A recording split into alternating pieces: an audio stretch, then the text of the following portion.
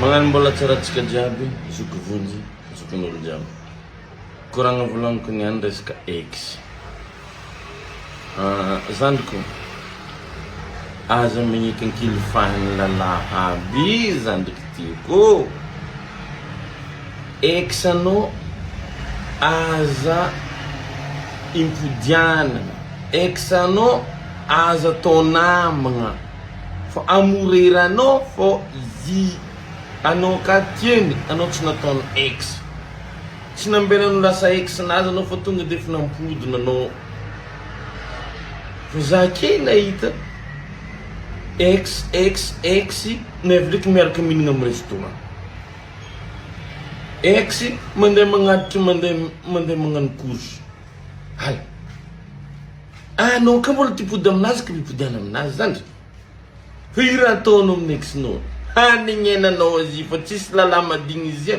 Anao tia avance ke. Mbola X-nao de ka ataonao karazan'olo mbola ikoragnanao sanandro mandeha andragnonao ka le raha tena viagna akao mala botikinazy. Izy zany misy ninazy. Anao viavy igny itontongona krisanandro re tagnany fodilamena izy zandriky mandrara homagna. X-nao izy ka alokanao saraka aminazy volagna aminazy. Isaraka tsika vadiko.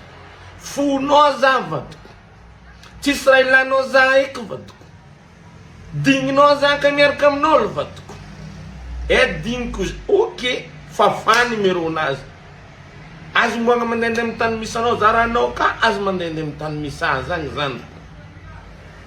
Misy sanany magnano misaraka amin'ny olo avake iry tantiminazy iry anabaviny andeha vangivangiagny isanandro manjary vidividianana raha agny tsy épicerinao amin'ny tragnony havany agny izy nivadinao fa tsy riavana. I riavana tsy mety ivôlagnanao tsy tianjare zy lefaka i viavinazy akao tsy tianay vandigna anao tsy atakalanjare iavanjare i X ambila agny fa fa numéro nazy aza mbela mandehandeha mitany misy anao de l'avant aza mipody afara zegny.